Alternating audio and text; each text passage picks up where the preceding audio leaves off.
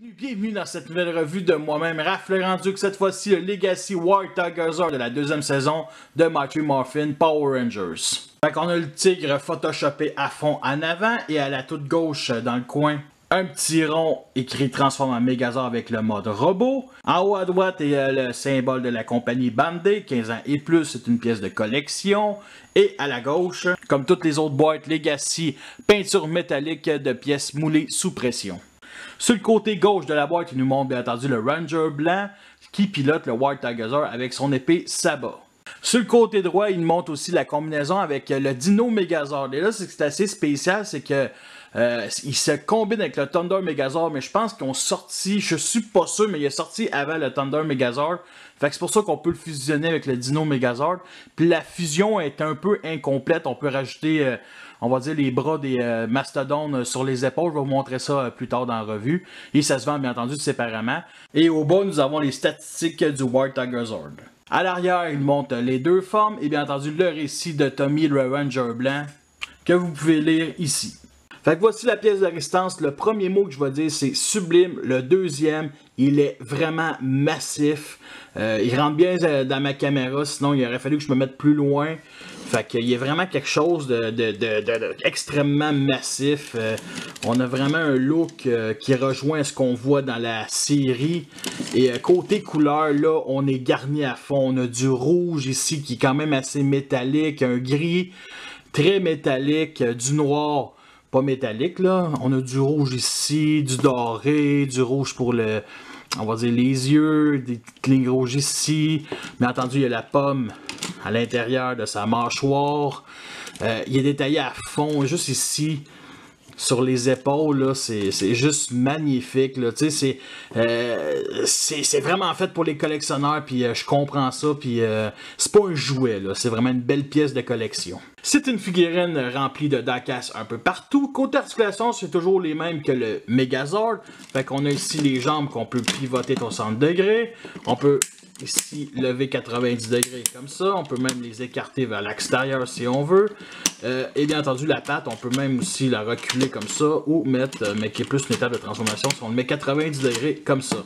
On a aussi à l'avant la mâchoire qui peut s'ouvrir pour montrer sa pomme d'Adam. Sinon, à l'arrière, on a ça ici, les jambes qui peuvent se mettre à l'arrière comme ça ou à la... Oups!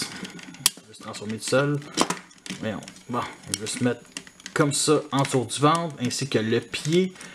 Fait que vous voyez tout de suite l'angle. Sérieusement, les articulations d'aujourd'hui sont bien plus fun que les années 90. Aussi le genre de petite pause qu'on peut faire avec les articulations. Il y a une petite affaire qui me dérange un peu, c'est qu'on voit ici le point, bien entendu.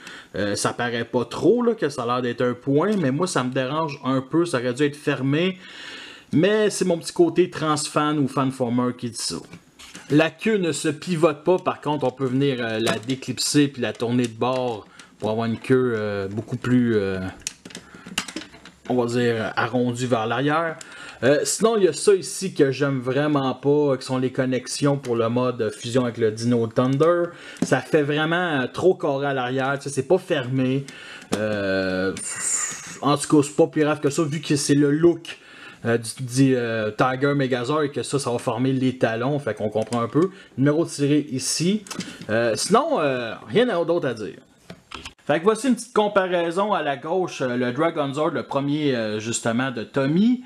Et à la droite, ceux qu'on peut fusionner avec le Tiger Zord. Et vous remarquez aussi les petites figurines Micro Machines du Yellow et du Black Rangers. Et une comparaison avec les Transformers, à la gauche, Six Shot Stand Return en mode loup, et à la droite, Depth Charge et Optimus Prime, à peu près la même grosseur que Micro Machine. Nous sommes rendus à la transformation, et c'est du mode animal au mode robot, et non un combineur comme les autres Megazords. C'est le deuxième que cette option-là. Le premier, c'est le Red Dragon Zord et Thunder Zord, c'est qui se transforme de dragon à robot. C'est vraiment cool comme option, mais lui, c'est vraiment un Megazord à part entière. Fait qu'on va commencer par déclipser ici la queue. On va venir déclipser ici l'arrière du corps, le glisser encore plus vers l'arrière, comme ça. L'autre bord ne fait pas exception. On déclipse, on glisse. Et il est maintenant devenu un tigre saucisse. Fait qu'on va venir rabattre ici les jambes arrière en même temps que le pied, pour former, on va dire, la partie du talon, tout simplement. Là, la partie fermée du talon. L'autre bord, c'est la même affaire, comme ça. On va mettre la figurine debout. On va venir pivoter toute la partie du torse ici, double clic. On pivote 90 degrés vers l'extérieur, on va dire la partie des avant-bras. Et on lève les griffes pour nous dégager les mains. Ici, on ouvre la mâchoire pour nous montrer sa pomme. Et on sort la tête. Et on rajoute bien entendu son épée ici dans sa main. On la ferme. Et le voici en Megazord. Et on va se dire, il est extrêmement screen accurate. C'est ce qu'on voit dans la série. Le seul mot que j'ai à dire, c'est magnifique. Vraiment, tout le mix de couleurs, le doré, le rouge, le noir, le blanc. J'espère que ce ne sera pas un blanc qui va jaunir avec le temps. Sérieusement, là, il claque. Okay? Puis c'est vraiment été un Megazord, ou plutôt un Zord, dont j'en avais un peu rien à foutre vu qu'il faisait partie de la deuxième saison des Mighty Morphin. Je préfère les Megazords puis les Zords de la saison 1 puis même de la saison 3. Un petit close-up ici sur le médaille doré ici qu'on retrouve sur le Ranger blanc. Et il y a une autre affaire qui fait vraiment apprécier le jouet. Et c'est les détails en dessous du pied. Puis honnêtement, c'est pas fait pour un mode spécial. En tout cas, je ne crois pas. C'est vraiment des détails qui sont là par pur choix. Il aurait pu juste mettre ça noir. Ça aurait pu passer. Non, c'est vraiment doré. Ici, avec des carrés blancs. C'est merveilleux. Puis c'est des détails qu'on remarque pas. Que ce soit en mode Tiger, puis en mode robot aussi, parce qu'en mode robot, ils sont sur le côté, fait qu'on remarque pas énormément ça. Fait que ça me fait encore plus apprécier les détails de la figurine. Et un petit close-up sur sa tête, bien entendu, on retrouve les couleurs de base, le doré, le rouge, le gris et le noir. Et tout ce qui est parti sur le côté, vous voyez, ben c'est l'autre casque pour la Mega Tiger Zord que je vais vous montrer dans quelques instants. Voici l'épée, on va dire, à la Aladdin, toute la partie... beige ou doré est toute du caoutchouc, celle de la lame est beaucoup plus souple et la partie de la manche un peu moins, on va se dire. Bien entendu, ici c'est blanc avec un rouge métallique. Honnêtement, je trouve ça vraiment beau. Par contre, le caoutchouc, pourquoi? C'est une pièce de collection, c'est pas fait pour les enfants. J'aurais aimé mieux que ce soit du plastique. Nous sommes rendus aux articulations, ce sont les mêmes que bien entendu en mode tigre. Fait qu'on a ça ici, les épaules qu'on peut pivoter de 60 degrés, c'est sur ratchet joint. On peut plier 90 degrés ici. On peut pivoter ça, mais à cause de la, on va dire la patte, c'est assez limité. Donc on peut juste faire comme ça, 180 degrés on va se dire. Les mains, ça c'est bien entendu, c'est 360 degrés sur pivot. Et bien entendu, on peut l'ouvrir pour mettre l'épée, ce qui est vraiment cool. La tête n'est pas articulée malheureusement, ça aurait été vraiment le fun. Sinon, pour les jambes, la seule chose qu'il y a, c'est les articulations au genou, à l'arrière, comme ça. Et c'est tout.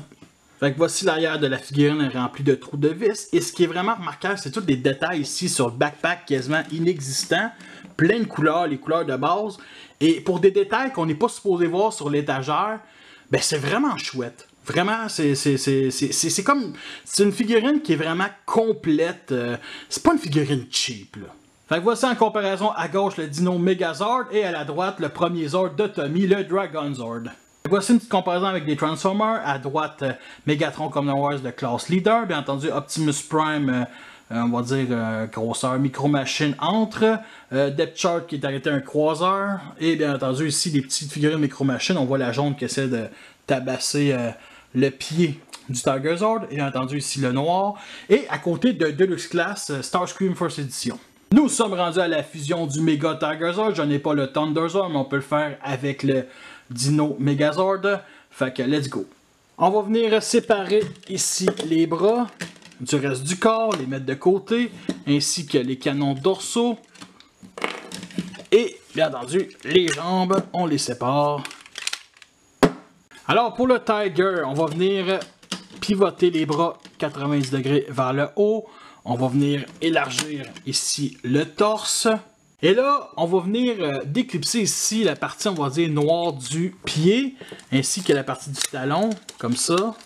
Et on va venir justement essayer d'écarter ça. Puis, non.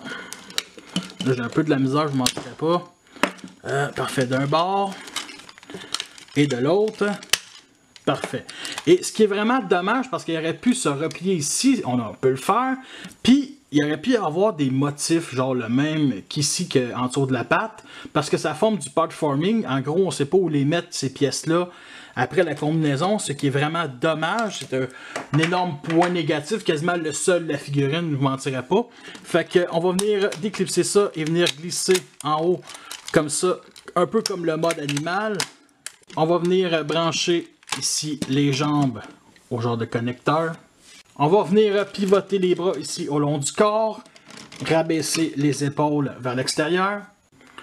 Fait qu'on est rendu au bras du mammouth. C'est mon petit fan mode. En gros, on va le transformer en genre de canon à épaule. Fait qu'on va venir pivoter ici comme ça vers le haut et mettre ça droit. C'est sûr que ça a l'air croche, mais c'est mieux tant qu'à moi. J'en ai essayé plein d'autres, puis c'est le canon épaule le moins ridicule. Et on va le connecter ici à la connexion de l'épaule.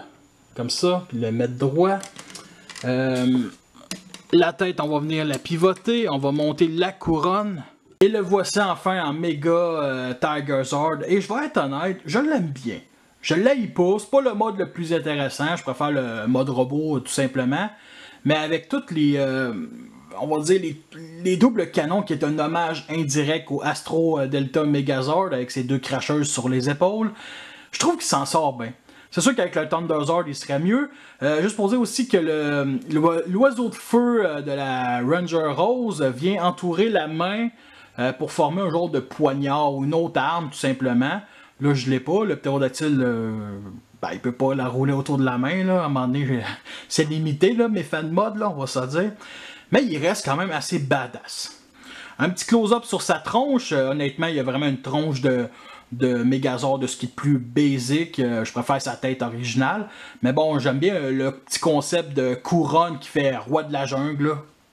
Fait que voici une dernière comparaison avec aussi les Transformers et les dinosaures à la gauche. Et vous remarquez à la droite le Ninja Megazord qui sera la prochaine revue ainsi que le Faucon. Nous sommes rendus à la fin de cette revue-là. J'espère que vous l'avez apprécié. Vous avez vu les pour et le contre. C'est une figurine que je vous recommande solide, ok? Elle est magnifique, elle est splendide. Représente vraiment ce qu'on voit dans la série. C'est du top niveau côté qualité de plastique. J'ai rien à dire vraiment de négatif. Le côté peinture, wow, c'est magnifique. Tu sais, je collectionne surtout des Transformers. Puis quand je vois Bandai qui nous laisse ce genre de produit-là de qualité comparé à peu près le même prix qu'Hasbro, on a de la shit qui manque de couleur, mais bon, mon but c'est pas vraiment chier sur Hasbro, j'étais un grand collectionneur de Transformers, Hasbro se plante, puis des fois non, puis par contre, c'est sûr que les Legacy sont chers, ils sont quand même assez chers, mais lui, pour le prix que j'ai payé à peu près 56$ qui était en spécial, qui a été le vrai prix des Megazords d'il y a 20 ans, son vrai prix, c'est 70$, ce qui est quand même très bon. Le Dragonzord, on le trouve à 100$. Le Falconzord, 90$. Pas là, vu que je l'ai acheté en spécial. Mais pour le prix, il est vraiment bon. C'est pas du fourrage, là. Sérieusement. On est loin du 150$ pour le Ninja Megazord, ok? Fait que merci à tous d'avoir écouté cette revue-là. Fait que sur ça, je vous laisse et à la prochaine.